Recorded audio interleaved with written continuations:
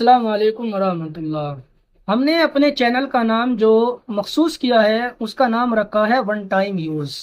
آپ ایک بار استعمال ضرور کیجئے۔ یہاں پر میں آپ کو جو بھی بات بتاؤں گا وہ مجربات پر مبنی ہوگی یا کسوٹی کے اوپر کھری اترنے والی ہوگی انشاءاللہ عز و جل۔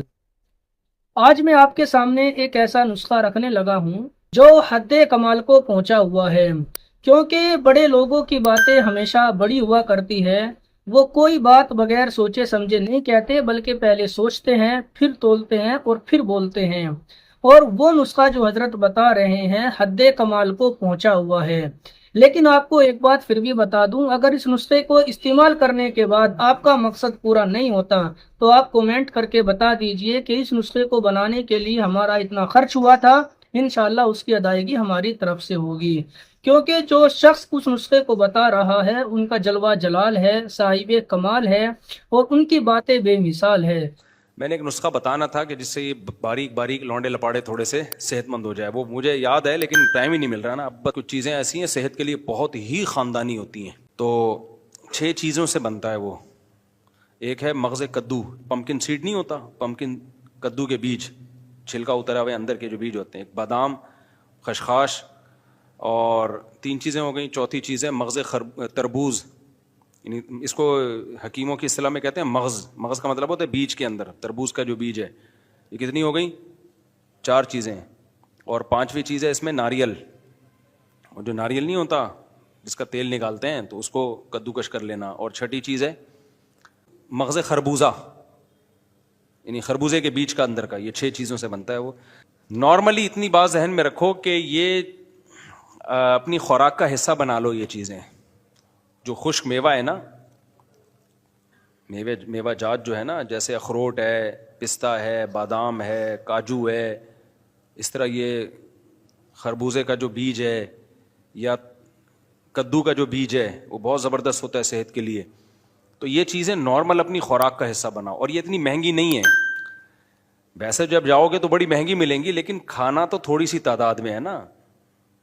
اب مثال کے طور پر کاجو اچھا خاصا مہنگا ہے، لیکن آپ کو یہ تھوڑی کہ بیلچے سے کاجو کھانا شروع کرو گے، تھوڑے تھوڑے کاجو لینے، تو وہ ایک دن کے لیے اتنا مہنگا نہیں پڑتا، وہ بہت عرصہ چلتا ہے وہ۔ تو یہ جو خشک میوہ جات ہے نا، یہ صحت کے لیے بہت ہی زبردست چیز ہے۔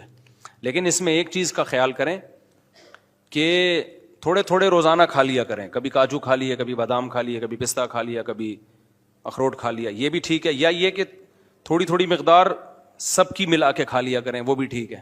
متزل لا لیا کریں، جو ملا کھا لیا کریں، ٹھیک ہے نا۔ لیکن اس میں ایک غلطی لوگ یہ کرتے ہیں کہ بھرے ہوئے پیٹ کھاتے ہیں، یا کھا کے کھانا بھی کھاتے ہیں، تو پھر اس کا فائدہ نہیں ہوتا، کیونکہ یہ بہت مشکل سے ہضم ہونے والی، دیر سے ہضم ہونے والی چیز ہے۔ تو اس کو جب آپ کھائیں تو کھانے اور اس کے درمیان فاصلہ ہونا چاہیے تاکہ یہ جسم کا جز بن جائیں۔ اور دوسری غلطی لوگ یہ کرتے ہیں، اچھی طرح چبا کے نہیں کھاتے، بس ایسے ہی جیسے مونگ پھلی نہیں کھا رہے ہوتے ایسے کھا رہے ہوتے ہیں۔ ایسا نہیں ہے، اس کو جب آپ کھاؤ تو ایسا طبیعت سے چباؤ اس کو کہ اس کا تیل نکل جائے آپ کے دانتوں سے، بہت زیادہ چبا کے کھایا کرو، پھر یہ ٹھا کر کے باڈی کو لگتا ہے۔ یہ اتنا مفید ہے صحت کے لیے۔ یہ جو میوے ہوتے ہیں نا، یہ جو خشک میوے جسے ہم کہتے ہیں کاجو، بادام، پستہ، اخروٹ، یہ بہت زیادہ صحت کے لیے مفید ہے، تھوڑے مفید نہیں ہے۔